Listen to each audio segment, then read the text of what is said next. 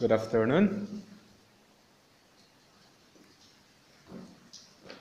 So, mga mag-aaral na punta mo tayo sa Chapter 2, Methods of Philosophizing. So, again, please follow up with your handouts. No? Makisabay po kayo sa inyong handouts para maintindihan ninyo kung ano ang nakasulat sa inyong handouts. Huwag kayong mag-alala kasi sa modules, medyo mababaw yun na pag-aaral tungkol sa filosofiya. Dito sa ating handouts, mas malaliman, at least dito ang advantage ninyo kasi talagang ito ay yung tunay na pagpipilosofiya natin. Dito ko natin yung at least na paunugan nga panag-amammo iti filosofiya, iti filosopo. Okay? So, Chapter 2, it is entitled Methods of Philosophizing. Again, meron po kayo dyan na 21 na vocabularies. Kinakailangan na pag-aralan natin ang mga bagong salita pagkat ito ay nagbibigay ng natawag natin na karagdagang mga salita sa ating kaisipan at least kung ating ma-encounter ang mga salitang ito, at least alam natin ang kahulugan. Lalong-lalo na sa pag-aral natin ng filosofiya, kailangan natin ng mas malawak na karunungan sa pamamagitan ng pagkakaroon ng maraming vocabularies na dapat tayong matutunan. Okay? So, lesson 1 para sa chapter 2 ay pinamagatang Knowledge, Wisdom, and Opinion. Okay? So, makikita ninyo, baka naman sabihin ninyo, Sir, magkakapares lang naman yung knowledge, wisdom, and opinion. Sa katotohanan, mayroon pong pagkakaiba niyan. Kasi ang knowledge, ito ay lamang yung karunungan na meron tayo. Pero ang wisdom, ito po ay yung tinatawag natin na practical na pag-aplikar natin. The practical use of our knowledge in the simplest way. No? And then the opinion, mga kuro-kuro niya lamang ito na wala namang basehan. Okay? Number 1. Plato's metaphysical system. Ano ang karunungan tungkol kay Plato? No? What is knowledge? What is wisdom? What is opinion from the perspective of Plato? So here, he presented the metaphysical system, which it consists of the quest for the idea of the good. Okay? Yung kay Plato, ang karunungan sa kanya ay yung talagang naabot natin yung kabutihan. That we are achieving, that we are moving towards the good. Okay? At nandito naman ang isang philosopher na si Alfred North Whitehead. Sa kanyang quotation, sabi niya,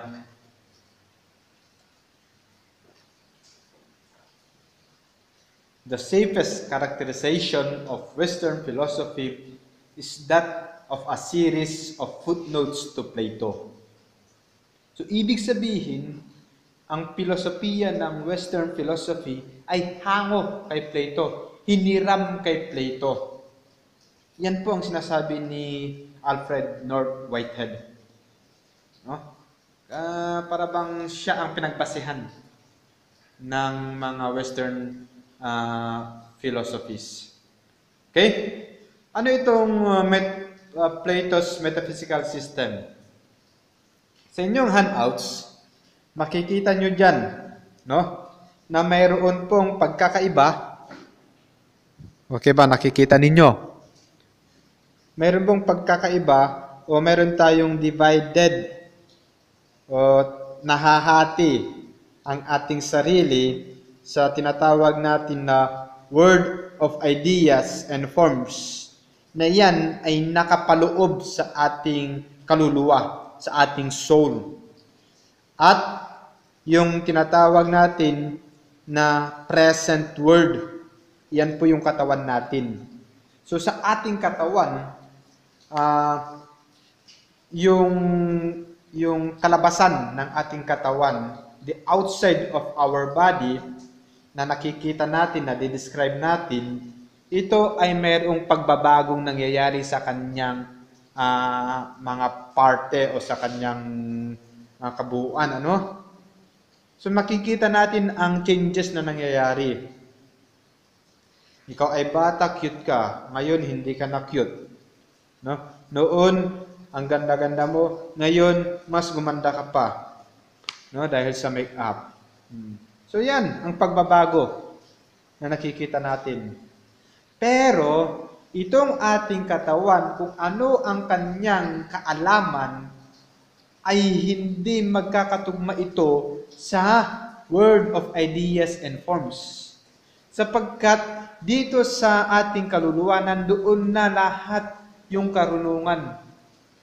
Yun nga lamang, yung ating katawan ay hinaharang, no? Hinaharangan itong kaluluwa natin na ipalabas ang kalahatang karunungan natin, sapagkat yun na nga, meron tayong bias. Mayroon tayong natawag natin na sariling kaalaman. Na, oo nga, nakikita mo itong papel. Pero itong papel na to ay nandoon na sa ating world of ideas. Na ipapalabas lamang ito ng ating bunganga, sapagkat nakikita ng ating mata. Naka-record na yan, no? Naka-record na sa ating utak, at lumalabas lamang ito kung ito ay napapansin ng ating katawan, yung ating 5 senses. Okay? Pero nandyan na yan. Yun nga lamang, tayo nabubulag sa ating karunungan, sapagkat itong ating katawan ay limitado ang kanyang kaalaman. Pero sa world of ideas, nandoon na, no? Punong-puno na ng karunungan ang ating world of ideas and forms, yung ating kaluluwa. Pero ito nga, kaya nga, ito ang sinasabi ng ating mga eksperto, na patuloy tayong mag-aral. We keep on studying. Kasi kapag tayo nag-aral, talagang yun na, napapalabas ang ating kaalaman, ang ating karunungan, nasha-sharpen pa, no? Nahahasa pa ang ating karunungan. Imagine niyo lamang ang isang itak. Kung ito ay hindi nagagamit, anong mangyayari? Malatian. Yan, numalatian, awanin dyan tadimnan. Nuusadam, awan. Uran lipig-sa-pigsam, mamin 100 munton na matabat day tanga kayo. Kasta kanya tayo, no? Talaga nag-adult tayo, no, maiparwar tayo dahil laing tayo matlaing nga ada dito yan, word of soul tayo.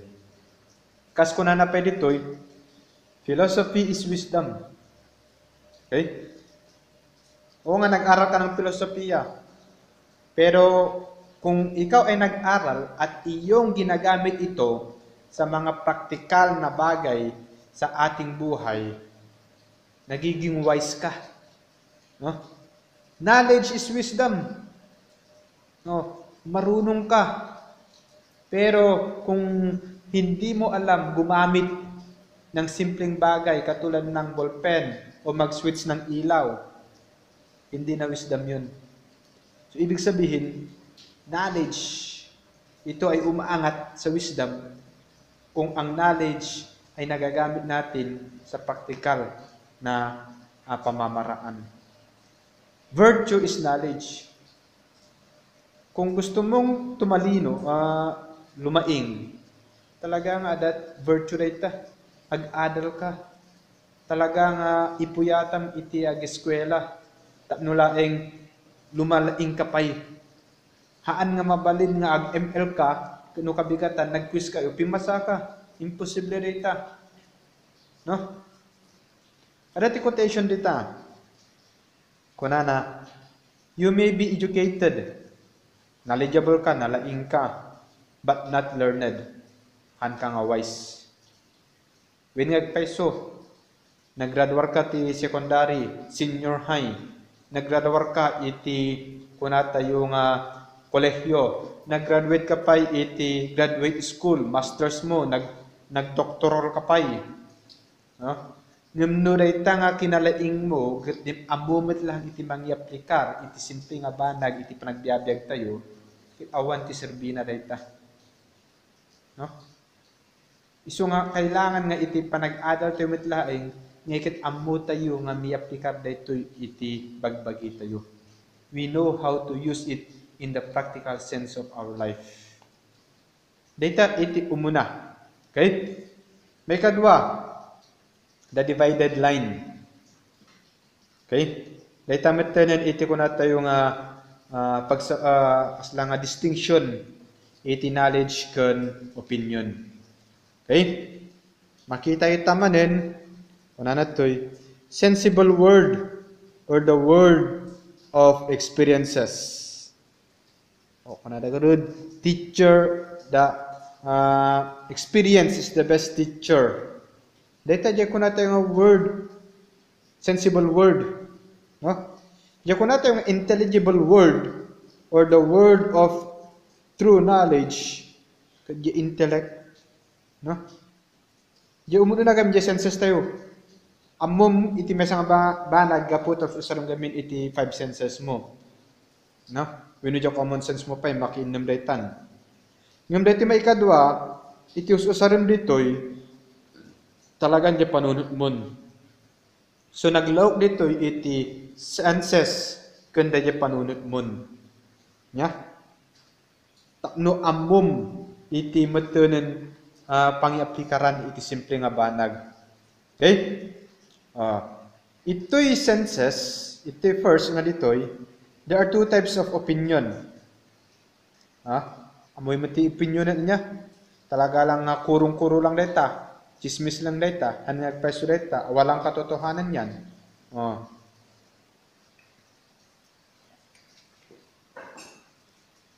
Kuna na ta, letter A, ecclesia, illusion, imagination, shadow, second hand information.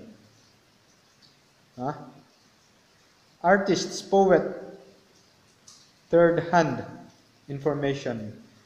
So nga dito apan yung sublian ang binuya yung allegory of the cave. No?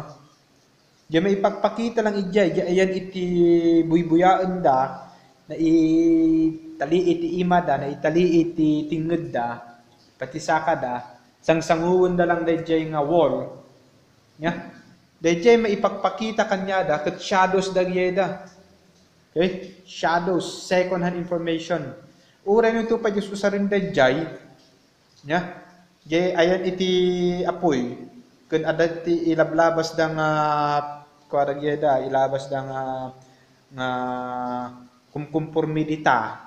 Hayop man wino kwaditan animal. Ket talaga nga hanga kuaragyeda han pangagpeso dayjay. Tadagyeda nga kun natang illusion laing. No? Di makikita makikit illusion. Nagyada artists, poets, kan mawawag nga third hand information, tahan gamin nga iso na iti first hand Uran no second hand, kasalangan nga ulitin dalaang gamin. Nagyay da datin nga na isusuratan. Nga apan dalaing ipidwa, wino iulit na aramidan. Tikunan natin manon, yung may kadwa nga klasen iti opinion, may kadya ko natin na pistis, belief, conviction. Ninya tikat nga ti conviction. A strong belief or conviction. Ano? Dito nga dyan na-fix nga patinakam mo, dyan common commonsensical. The ability to think and behave in a reasonable way and to make own decision. Di mangipupush ka niya, di ako nugunugan kami, agpay so dito, gusto dito, correct dito yung answer ko. Dito di ako nato yung pistis, dito di ako nato yung conviction. Di pa nag-answer yun. Yung first nga, may ita panunod yun, dito di ko nato yung pistis. Belief, dito di conviction. Na sigurado ka dyan, uray no pa man, alanganin. Amom gamin ng ardya ka gamin, correct na answer mo. Ito yung matbangir, ito intelligible word. Adamat ang iti duwa nga klase iti intellect or wino iti knowledge. Two levels of knowledge ko na nata. Umuna, noesis or reason using the intellect. So, yung baga ito itatalitan. Kaya pa nagsusurta ito intellect tayo. Talaga nga si kakit pagpanunutan mga usturita. And then, jay may kadwa, dianoia, or understanding using scientific, mathematical, and abstract hypothesis, dependent on the visible world for an explanation and representation of its assumptions and images. Dito no scientist ka, no mathematician ka, masapol nga i-prove mo. Babayan man lang iti experimentation. Babayan man lang iti kung tayo nga formulas. Tapno talaga nga maipakita nga agpeso jay answer mo metlaing. So dito iti dua nga intellect nga maipakita nga ikat hanlaang nga basta-basta, no? Dito ti pagsabalyan iti opinion kun iti intelligence. Nga iti intelligence nga ikat talaga da iti basis tayo. Di opinion kuro-kuro lamang yung ano lamang ang nagagamit ng nakikita o yung ano yung senses na nag-overrule sa atin. Sabi pa dito, noesis is to be higher than daionia because it deals with grasping of complete or perfect knowledge of the forms and ideas, especially the idea of good. Achieving full knowledge, one has to go the process of recognizing one's ignorance or aporeia. This will help the soul to gain noetic insight and enlightenment. So dito, talaga mas mataas yung noesis. Kasi dito, ginagamit mo lahat. Karunungan mo and even your senses and the same time experimentation. And then you are coming up with your own analysis, with your own conclusions using your head. Yun ang importante. Using your head doon. No? Next. Ang pangatlo dyan ay Socratic method. Okay? Siyempre, an exercise in dialectics, this constitutes the embracing and taking on the hypothesis or view of your opponents as if you agree with it. Shortcut ko na lang yan. No? Makahaba-habang sabi ni Socrates dyan. Ang Socratic method, ito po yung unending na pagtatanong natin. Okay? Kasi yung estilo ni Socrates ay pagtatanong. Sasagot yung kanilang mga estudyante, yung kanyang estudyante. And then yung kanyang sagot, babatuin siya ng tanong na naman hanggang lumabas ang katotohanan, hanggang lalabas yung tamang sagot. No? Kasta iti Socratic method. Unending question to come up with the pure answer. Ang sabi dyan ni Socrates, the unexamined life is not worth living. Kung ikaw hindi ka magmumuni-muni, hindi ka magtanong-tanong sa iyong sarili, kaya nga, importante dito, mayroon tayong reflection. Yan ang importansya ng reflection. Pagmumuni-muni natin, no? Kailangan natin para mag-isip-isip tayo kung ano ang nakaraan at kung paano natin itatama sa kasalukuyan at para tayo ay handa sa susunod pang panahon. Unexamined life. Okay? Mahan mo nga kung anday tapagim, pas lakamutin nga perfecton, ay amo pa yun. no? Then you will not gain knowledge on that one. Awan iti agtinag nga laingkan ng mukasta. Paggaruk mo ngay nalaingkan, esos, narigatin detan. Next, ito yan. Method of systematic doubt. An exercise in skepticism. Nyati skepticism, an attitude to doubt. Dahito'y nanggapo kini Rene Descartes, yung libro ng book, Meditations on First Philosophy, 1641. Okay? He began his proof for the existence of the self by doubting everything that can be doubted. Even if you doubt everything that can be doubted, you can still be sure and certain about one thing, that you are doubting. Doubting is a form of thinking. Thinking could not happen in a vacuum. There must be an owner of these thoughts. Therefore, thinking implies that you exist as a substance. You would be contradicting yourself if you doubt that you exist at the very moment that you are doubting. As a result, the self exists at the very act of doubting, which is a form of thinking.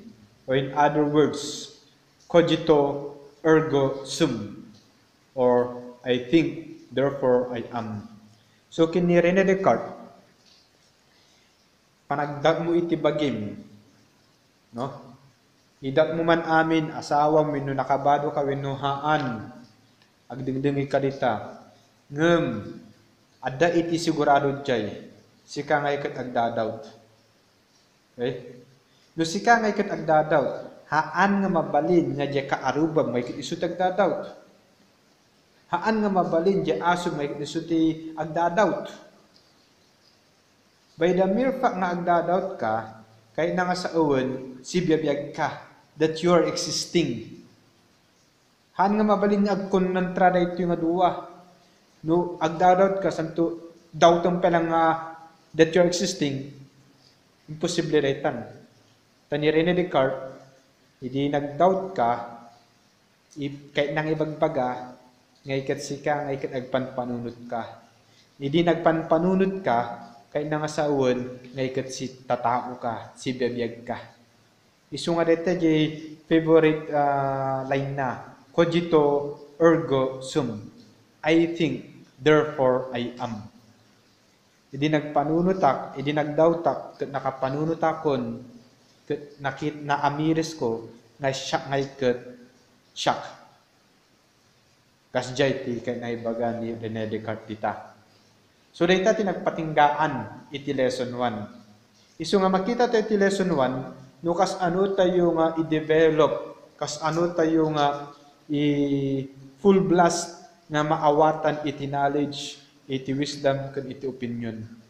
So nakita tayo iti at least man lang nga side iti opinion nga is only a guess.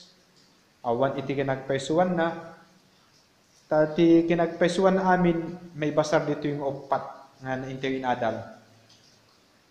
Knowledge, wisdom, kat talaga nagpaisureta, gaputa, adara iti upat nga ma-explain kanya tayo. This would be the basis that knowledge and wisdom is really true and actual. Kanya tayo amin. Plato's metaphysical system, the divided line, the Socratic method, no? And then methods of systematic doubt. So dagito da iti mangipa-ammo mangipa-ammo nga that we are knowledgeable, that we are wise people. So dito ti pangpatinggang iti lesson 1 para iti chapter 2. And kung pagsasarunuan ta no chap-chap tayo ta no at least maawatan nyo dagito ida nya. So thank you manen kada tayo amin.